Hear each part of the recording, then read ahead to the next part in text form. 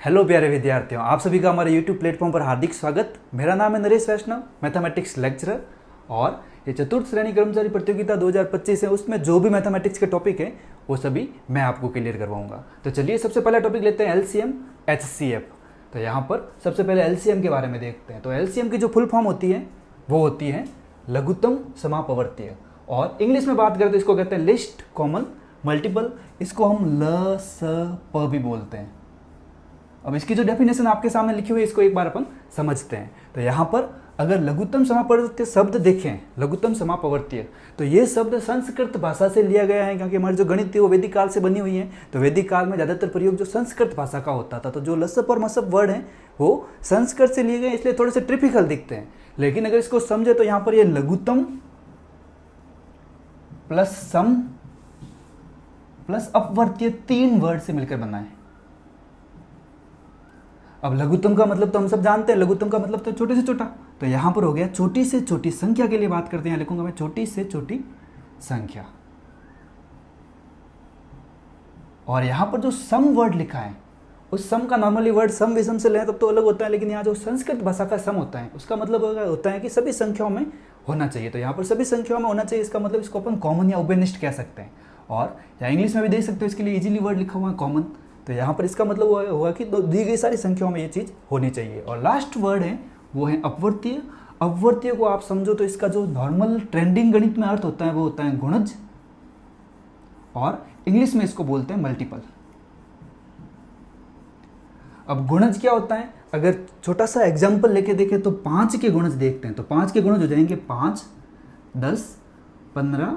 All over जो 5 के table में आते हैं वो सारे 5 के गुणज कहलाएंगे। तो यहाँ पर डॉट डॉट डॉट 50, 55 और इससे बड़ी संख्या लिख सकता हूँ जो 5 की टेबल या 5 से मल्टीप्लाई करने से आती है। तो यहाँ पर सब गुणज की आप विशेषता देखो तो एक छोटी सी चीज़ है कि ये जो 5 है वो इन सभी संख्याओं से विभाजित हो रहा है, यानी कि अपवर्तीय वो दी गई संख्या जो सभी संख्या से विभाजित हो। तो यहाँ पर हो जाएगी यह सभी संख्याओं से विभाजित होती है। तो इन्हीं तीनों शब्दों को मिलाकर अगर परिभाषा में पिरोए तो यह परिभाषा बन जाएगी कि वह छोटी से छोटी संख्या जो दी गई सभी संख्याओं से पूर्णतः विभाजित हो उसको हम लसप कहते हैं। तो अगर सामान्य परिभाषा के तौर पर लसप को समझना चाहें तो लसप वह संख्या होती है जो दी गई सभी संख्याओं से पूर्णतः विभाजित होती है। तो चलिए आगे देखते हैं।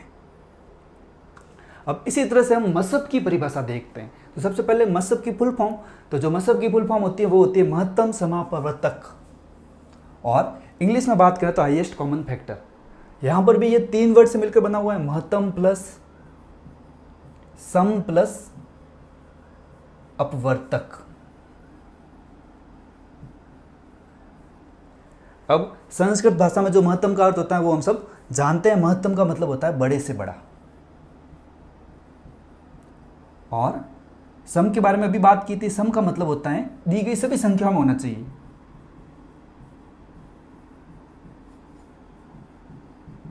और अपवर्तक की बात करें तो अपवर्तक का मतलब होता है गुणनखंड। अपवर्तक का अगर मैथमेटिक्स में अर्थ देखें तो अपवर्तक का मतलब होता है गुणनखंड।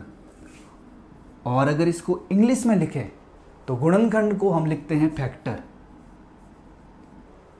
अब इसको थोड़ा सा समझते हैं, क्योंकि यहां से रीड 3rd ग्रेड में और 4th ग्रेड में भी परीक्षा में प्रश्न आने के चांसेस खूब ज़्यादा रहते हैं। तो यहाँ पर अपवर्तक को समझते हैं। तो अपवर्तक जैसे कि मैं एक संख्या ले लेता हूँ 8, 8 के अपवर्तक, 8 के जो गुणनखंड हो सकते हैं वो सारे लिख देते हैं। तो 8 के गुणनखंड हो जाएंगे 1, 2, 3 का भाग तो 8 में जाता नहीं है, उसके बाद 4 और उसके बाद केवल 8 का भाग जाता है। तो इसका मतलब आप समझ गए होंगे कि ये सारी संख्याएं ऐसी संख्याएं हैं जिनका 8 के अंदर भाग जाता है, 8 में विभाजित होती है। तो जो भी संख्या दी गई संख्या में विभाजित होती है या में भाग जाता है उसको अपन अपवर्तक बोलते हैं। तो इस परिभाषा को वापस मिक्स करके देखें तो वह बड़ी से बड़ी संख्या जो दी गई संख्याओं में पूर्णतः विभाजित होती है उसको हम मसप बोलते हैं। तो ये होती है लसप और मसप की नॉर्मल डेफिनेशन। यहाँ से क्वेश्चन आता है, कैसे क्वेश्चन आता है उसको हम आगे प्रश्नों में लेकर समझेंगे।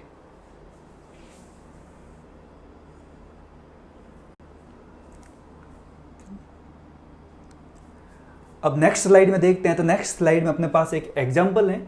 इसमें पूछा गया है कि 15, 12, 18 का अपने को एलसीएम और एचसीएफ लसप और मसप फाइंड करना है। और विधि का नाम यहाँ पर लिखा है अभाज्य गुणनखंड विधि। हालांकि इस विधि का इस्तेमाल अपन किसी भी क्वेश्चन में एग्जाम में नहीं करने वाले हैं, मैं आपको एक अलग मेथड बताने वाला हूँ और आप में से कई लोग जानते भी होंगे।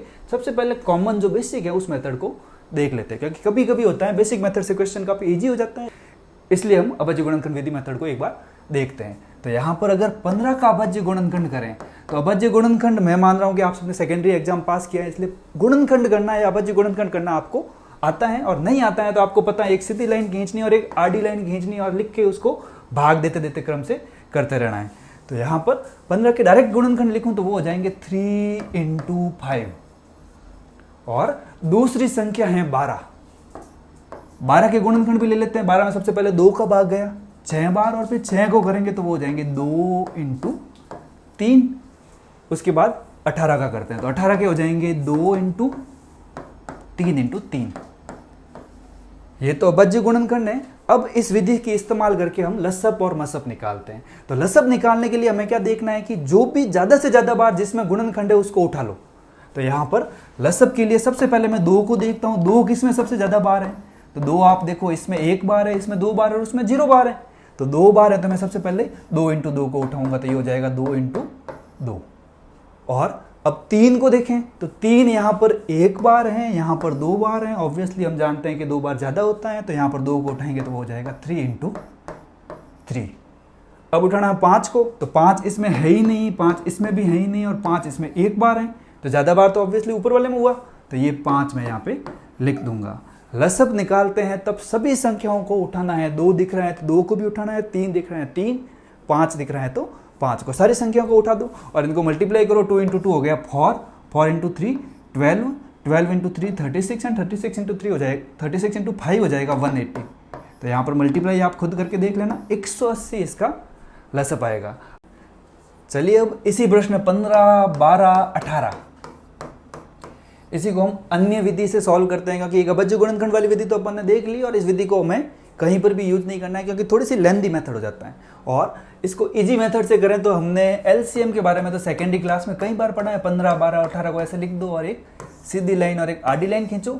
अब जिस संख्या का भी इसमें भाग जा रहा है उन सभी संख्याओं का भाग देना है। बस ध्यान ये रखना है कि सबसे पहले छोटी संख्या का भाग देना है, फिर उसी क्रम में 2 के बाद 3, 5, 7 जिस संख्या का भाग जाता है उस तरह से आगे बढ़ते जाना है। तो यहाँ पर सबसे पहले 2 का भाग देता हूँ, तो 2 का भाग 15 के अंदर तो जाता है नहीं, 2 का भाग 12 में जाएगा 6 बार और 18 में जाएगा 9 बार। अब देखें तो 2 का भाग जा रहा है 6 के अंदर, तो 6 में 2 का भाग चला जाएगा 3 बार, तो 15, 3 और 9। अब यहाँ पर भाग दें तो अब 2 के भाग की तो कोई गुंजाइश नहीं है, 3 का भाग देते हैं। 3 का भाग 15 में गया 5 बार, 3 के अंदर ऑब्वियसली 1 बार गया, और 9 के अंदर 3 का भाग जाएगा 3 बार। अब वापस 3 का भाग देते हैं, तो 3 का भाग 5 के अंदर नहीं जाता है, 1 तो एज रखना है, और 3 के अंदर 1 बार चला जाएगा। 5 का भाग देंगे तो लास्ट में जाएगा 1, 1 और 1। ये क्वेश्चन या ये मेथड है वो हमेशा 1, 1, 1 पर ही खत्म होगा। तो यहाँ पर इनका मल्टीप्लाई करते हैं, तो 2 × 2 करेंगे तो हो जाएगा 4, 4 × 3 हो गया 12, और 12 को 3 से मल्टीप्लाई किया 36, और 36 × 5 होता है 180। तो यहाँ पर एलसीएम 180 आता है, और आप पिछली वाली स्लाइड में आप देख सकते हो यहाँ पर एलसीएम निकाला था 180 आया था। इसका मतलब आप कोई भी मेथड इस्तेमाल करो आपका आंसर सेम आने वाला है। अब एक बार एचसीएफ का मेथड देखते हैं। अब एचसीएफ निकालने का एक मेथड आपको पता है, इसके अलावा 2 मेथड होते हैं। मैं आपको सबसे इजी वाला मेथड बताता हूँ। जब भी आपके सामने बड़ी संख्या, छोटी संख्याओं में तो क्या करोगे, एक 0 में बढ़ा देता हूँ। छोटी संख्याओं में तो आप कोई भी मेथड करो ज्यादा फर्क नहीं पड़ता। जब बड़ी संख्या होती है तो आप उनका अंतर ले लिया करो। यहाँ पर 150 में से 120 को घटाया तो यहाँ पर अपने पास आ गए 30। अब मैं 120 में से 180 को घटाता हूँ, 120 में से 180 को घटाया तो मेरे पास आ गए 60, और 180 में से 150 को घटाया तो यहाँ पर मेरे पास आ गए 30। अब आप सबने नोटिस किया हो तो अच्छी बात है, नोटिस नहीं किया हो तो ये मैंने गलत किया है। यहाँ पर मैंने 120 में से 180 को घटाया तो आंसर माइनस में आना चाहिए, लेकिन इस मेथड की खूबसूरती ये है कि आपको माइनस में लेना ही नहीं है। आप घटाओ उसी तरीके से कि आपकी संख्या हमेशा पॉजिटिव रहे। अब आपको कॉमन फैक्टर देखना है तो यहाँ पर देखो 60 को आप 2 × 30 लिख सकते हो, तो आपको आराम से नजर आ जाएगा कि 30 इसमें कॉमन है, तो 30 इसका आंसर हो जाएगा। एचसीएफ डायरेक्ट आ जाएगा। अगर मैं 0 नहीं लगाता पीछे तो इसका आंसर 3 आता, और आप पिछली वाली स्लाइड में देख सकते हो आपने जो एचसीएफ निकाला था उसका आंसर भी 3 ही है। तो यहाँ पर इस मेथड से आप बड़ी बड़ी 1111, 11 लाख, 11,111 इस तरह से बड़ी बड़ी संख्याओं का भी एचसीएफ इजीली निकाल सकते हो। और एलसीएम की तो रामबाण विधि ये है, यहाँ पर इजीली एलसीएम निकल जाएगा आपके सामने। अब लेते हैं नेक्स्ट स्लाइड। नेक्स्ट स्लाइड में वही प्रश्न है जो मैंने पिछली स्लाइड में एक बार आपको करवाया था। इसका एलसीएम और एचसीएफ फाइंड करना है। एलसीएम के लिए मैंने लिखाया था आपको अधिक गुणनखंड लेने हैं, और एचसीएफ के लिए मैंने लिखाया था आपको कम गुणनखंड लेते हैं। अगर एक ही संख्या आ जाए तो आपको केवल गुणनखंडों पे ही सवाल करना है। तो यहाँ पर आपका एलसीएम हो जाएगा, सबसे अधिक गुणनखंड है इसमें वो है 8 की पावर 67, यानी कि 8 की पावर जो 67 है वो हमारा एलसीएम हो जाएगा। और जो एचसीएफ होगा वो हो जाएगा अपना सबसे कम देखें तो वो है 8 की पावर 53। तो ये हो जाएगा 8 की जो घात है वो हो जाएगी 53। तो ये प्रश्न इस तरह से डायरेक्ट आपको सॉल्व करना है। अब नेक्स्ट स्लाइड पे लेता हूँ।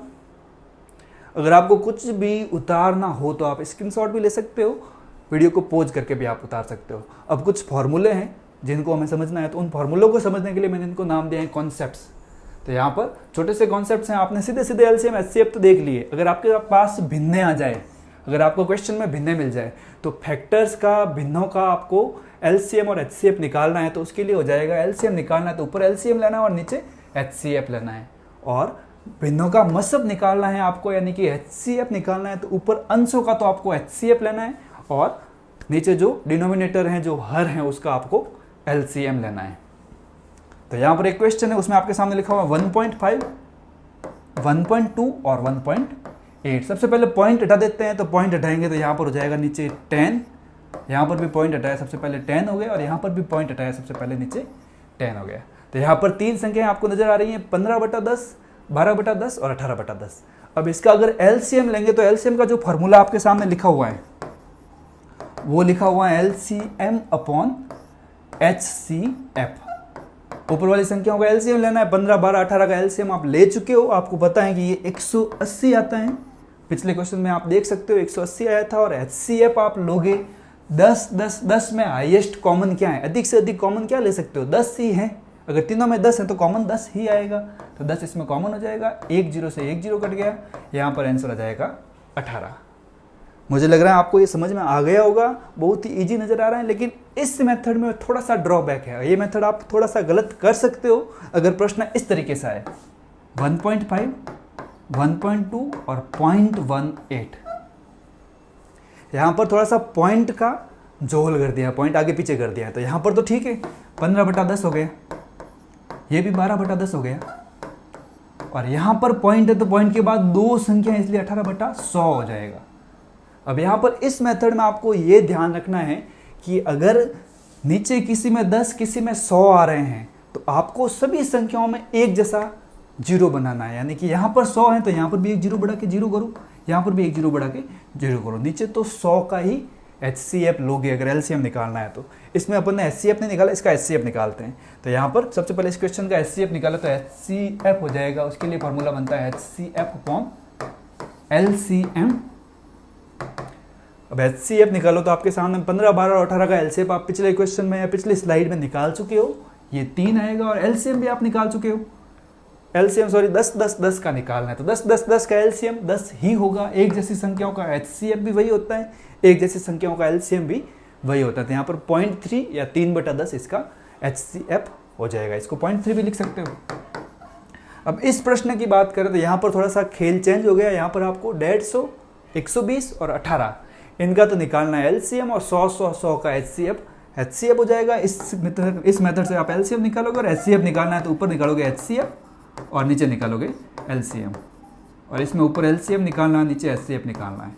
आप खुद ट्राई करना। अगर आपको ये समझ में नहीं आए तो आप कमेंट कर देना। अगला जो भी अपना वीडियो होगा उसके अंदर सबसे पहले इस क्वेश्चन को सॉल्व कर लेंगे। अब लेते हैं नेक्स्ट स्लाइड। अब यहाँ पर इस प्रश्न की बात मैंने की थी कि अगर घाते माइनस में हो तो आपको कैसे करना है। अगर आपको छोटी सी नॉलेज हो, सबसे पहले नॉलेज की बात करते हैं, आपको क्या पता होना चाहिए। अगर नॉलेज की बात करें तो आपको जैसे पता है कि 67, 57 और 58 इसमें सबसे बड़ी संख्या कौन सी है। तो हम सबको पता है कि सबसे बड़ी संख्या तो 67 होती है। सबसे बड़ी संख्या 67 होती है। तो 50 के पास है, ये 60 से ऊपर है, तो यही बड़ी होगी। अब यहाँ पर अगर मैं माइनस लगा दूँ और फिर मैं आपको पूछूँ कि आप अपनी बुद्धि का परिचय दो और मुझे बताओ कि इसमें सबसे बड़ी संख्या कौन सी है। तो यहाँ पर थोड़ा सा खेल चेंज हो जाता है। माइनस में क्या होता है कि जो बड़ी संख्या दिखती है वो सबसे छोटी हो जाती है और जो सबसे छोटी दिखती है वो सबसे बड़ी हो जाती है। तो यहाँ पर आप देखो, सबसे बड़ी संख्या की बात करूँ तो आपको सबसे छोटी संख्या है -57, ये सबसे बड़ी हो गई, क्योंकि जो छोटी दिख रही है सबसे छोटी 57 ही दिख रही है, तो 57 सबसे बड़ी हो गई। और छोटी की बात करो तो इसमें सबसे छोटी संख्या होगी -67। तो बस इसी गुणनखंड विधि का इस्तेमाल करके आप एलसीएम और एचसीएफ डायरेक्ट निकाल सकते हो। एलसीएम में आपको पता होगा क्या लेना था। एलसीएम में आपको बड़ी से बड़ी ज़्यादा से ज़्यादा पावर लेनी है, तो यहाँ ज़्यादा से ज़्यादा पावर लेनी है, तो आपके पास सबसे ज़्यादा पावर है 8 की पावर -53। और एचसीएफ के अंदर आपको छोटी से छोटी पावर लेनी थी, यहाँ छोटी से छोटी पावर है, वो हो जाएगी आपके पास 8 की पावर -67। बड़ी पावर है वो छोटी हो गई, क्योंकि माइनस का निशान है, इसलिए थोड़ा सा ध्यान रखना है कि अगर माइनस आए तो आपको यहाँ पर थोड़ा सा उल्टा काम करना है। तो आई थिंक आपको ये क्वेश्चन समझ में आ गया होगा। इसको करने का एक और तरीका है, लेकिन आई थिंक ये तरीका सबसे बेस्ट है। आप इसी तरीके से इस क्वेश्चन को सॉल्व करो। अब यहाँ पर नेक्स्ट स्लाइड है, उसके अंदर कुछ कॉन्सेप्ट दिए हुए हैं। एक बार बंद तो कर, बताऊँ बस पढ़ाऊँ।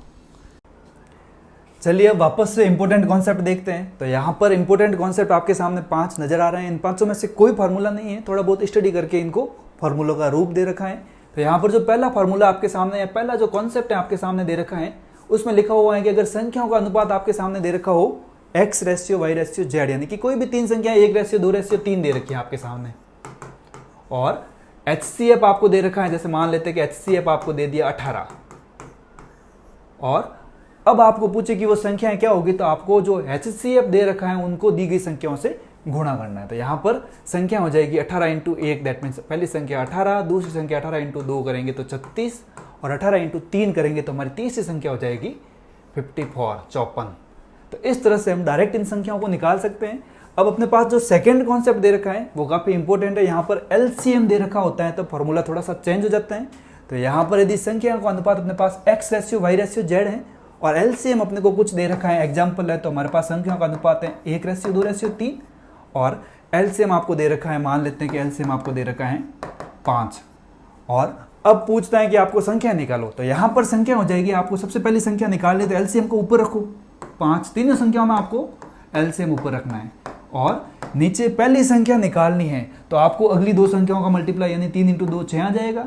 दूसरी संख्या निकालनी है तो दूसरी को छिपा दो, आपको जो नजर आ रहा है उनका मल्टीप्लाई कर दो, 1 × 3 करोगे तो 3 हो जाएगा। और अगर तीसरी संख्या आपको फाइंड करनी है तो इसको छिपाओ, पीछे जो नजर आ रहा है उनका मल्टीप्लाई कर दो, तो 1 × 2 करोगे तो 2 हो जाएगा। काफ़ी इजीली इससे सॉल्व कर सकते हो। और यहाँ पर एक इंपॉर्टेंट चीज़ ये है, अगर आपको पूछ ले कि इनमें से सबसे बड़ी संख्या कौन सी है, या 3 संख्याओं का अनुपात x/y/z है और उसका LCM कुछ दे रखा है 5 है, और आप बताओ कि इसमें सबसे बड़ी संख्या कौन सी है, तो आपको नोटिस करना है कि जो बड़ी संख्या दे रखी है ना, बड़ा अनुपात दे रखा है ना, उसके रेस्पेक्ट में जो संख्या आ रही है वही सबसे बड़ी होगी। तो यहाँ पर सबसे बड़ी संख्या हो जाएगी 5/2। यही लॉजिक इसमें भी काम करता है। आपके लगे इसमें तो संख्या दिख गई आपको 54 बड़ी है, लेकिन यही लॉजिक HCF वाले में भी काम करता है। अब तीसरा जो कॉन्सेप्ट लिखा हुआ है वो सहअभाज्य संख्याओं का लिखा हुआ है। तो यहाँ पर सबसे पहला तो प्रश्न आता है सहअभाज्य संख्या क्या होती है। तो यहाँ पर पहली लाइन लिखी है कि सहअभाज्य संख्याओं का जो HCF होता है वो 1 होता है, यानी कि ऐसी संख्याएं जिसमें एक के अलावा कुछ भी कॉमन नहीं हो उनको हम सहअभाज्य संख्याएं कहते हैं। जैसे कि मैं आपके सामने लिख दूँ 5 और 6, 5 और 6 में 2 × 3 होता है, और 5 तो खुद एक अभाज्य संख्या है। तो 5 और 6 में आप पर्टिकुलर देखो तो कोई संख्या 2 का भाग इसमें जाता है, इसमें जाता नहीं है, 5 का भाग इसमें जाता है, इसमें नहीं जाता है। तो 5 और 6 दो ऐसी संख्या है जिसके अंदर किसी भी संख्या का भाग नहीं जाता एक के अलावा, यानी एक के अलावा इसमें कुछ कॉमन नहीं। तो ऐसी संख्या जिसमें एक के अलावा कुछ कॉमन नहीं हो उनको हम कहते हैं सहअभाज्य संख्या है। तो एक के अलावा कुछ कॉमन नहीं है, हाईएस्ट कॉमन ही 1 है, तो उनका HCF तो 1 हो जाएगा। और सहअभाज्य संख्याओं का LCM निकालते हैं तो उन संख्याओं का गुणनफल होता है। 5 और 6 है, इनका LCM निकालोगे तो वो हमेशा 5 × 6 30, यानी कि 30 आएगा। इस मेथड को भी हम इस्तेमाल करेंगे आगे प्रश्नों में, इसके भी प्रश्न आपको मिलेंगे। और कॉम्पिटिटिव जो एग्जाम होते हैं उसके अंदर नॉर्मली सहअभाज्य संख्याओं का आपको पूछते हैं, क्योंकि 10th लेवल का ये क्वेश्चन होता है। अब जो दो आगे की चीज़ें लिखी हुई हैं वो सहअभाज्य संख्याओं से रिलेटेड लिखी हुई हैं कि दो क्रमागत संख्याएं होती हैं वो हमेशा ही क्या होती हैं, सहअभाज्य संख्या होती है। आप 3 4 ले लो, 11 12 ले लो, आप लगातार दो संख्याएं लोगे वो हमेशा ही सहअभाज्य संख्याएं होगी। और नेक्स्ट जो पांचवा जो आपके सामने कॉन्सेप्ट नजर आ रहा है उसमें लिखा हुआ है कि 3 क्रमागत संख्याएं सह अभाज्य हो भी सकती हैं और नहीं भी हो सकती। आप 2 की तो बात कर ली कि 3 4 हैं, वो हमेशा ही सहअभाज्य होगी। अगर 3 4 5 की बात करूं तो 3 4 5 में तो अपन देखें तो यहाँ पर कुछ भी कॉमन नहीं आ रहा है, तो 3 4 5 तो ठीक है, सहअभाज्य हो गई। अगर मैं ऐसी संख्या लूँ जिसमें कुछ कॉमन आ जाए 10 11 12, तो आप यहाँ पर देखो 10 और 12 इसके अंदर 2 का भाग जा रहा है, 10 और 12 2 का भाग जा रहा है। यहाँ पर क्रमागत संख्याओं के लिए मेथड अपन काम नहीं ले सकते। चलिए अब नेक्स्ट स्लाइड देखते हैं। हमारी जो नेक्स्ट स्लाइड है उसके अंदर 2 प्रश्न लिखे हुए हैं, तो ये दोनों प्रश्न हैं वो अलग अलग कॉन्सेप्ट में। चलिए 5वां प्रश्न देखते हैं। यदि 2 क्रमागत संख्याएं x तथा y हैं तो उनका मसब और लसब क्या होगा। यहाँ पर जो संख्या दे रखी है वो क्रमागत है, और अभी अपन ने देखा है कि जो क्रमागत संख्याएं होती हैं वो हमेशा सहअभाज्य होती हैं। तो सहअभाज्य संख्याओं का जो मसब होगा वो तो 1 हो जाएगा और लसब होगा वो इनका गुणनफल हो जाएगा। अब यहाँ पर देखें तो पहला एग्जाम्पल ए वाला सही है। इसी तरह से तो हम गलती करते हैं, एक्स वाई और 1 में सबसे पहले दे रखा है एलसीएम और उसके बाद दे रखा है एचसीएफ, और यहाँ पर पूछा सबसे पहले एचसीएफ और उसके बाद एलसीएम, यानी कि आंसर होगा 1 तथा एक्स वाई, यानी कि ऑप्शन सी इसका राइट आंसर होगा। इस प्रश्न को आप नोटिस कर लेना। और जो नेक्स्ट क्वेश्चन है उसमें दे रखा है कि निम्न में से कौन सा कथन गलत है, तो यहाँ पर आपको फॉल्स स्टेटमेंट पहचानना है। तो यहाँ पर पहला स्टेटमेंट पढ़ते हैं कि 2 क्रमागत संख्याएं सदैव सहअभाज्य होती हैं। हमें पता है 2 क्रमागत संख्या हमेशा ही सहअभाज्य होती है। दूसरा पॉइंट देखते हैं, सहअभाज्य संख्याओं का जो एलसीएम होता है वो उन संख्याओं का गुणनफल होता है। बिल्कुल बात सही है। ये सहअभाज्य संख्याओं का जब भी एलसीएम निकालेंगे तो उन संख्याओं का गुणनफल होगा। 2 क्रमागत संख्याएं जो कि सहअभाज्य संख्या होती हैं उनका एलसीएम तो उनका गुणनफल होता है, और यहाँ पर 1 लिखा हुआ है, इसका मतलब option C is not correct. और यहाँ पर फॉल्स स्टेटमेंट असत्य कथन है आपको ढूंढना था, तो ऑप्शन सी इसका आंसर हो जाएगा। और चौथा भी देख लेते हैं, सहअभाज्य संख्याओं का जो एचसीएफ होता है वो 1 होता है, ये बिल्कुल सही है। चलिए इसी के साथ आज का वीडियो हमारा समाप्त होता है। अगर आपको वीडियो पसंद आया तो वीडियो को लाइक शेयर और सब्सक्राइब करें, और हमारे साथ अगली क्लासों में भी जुड़े रहें। धन्यवाद।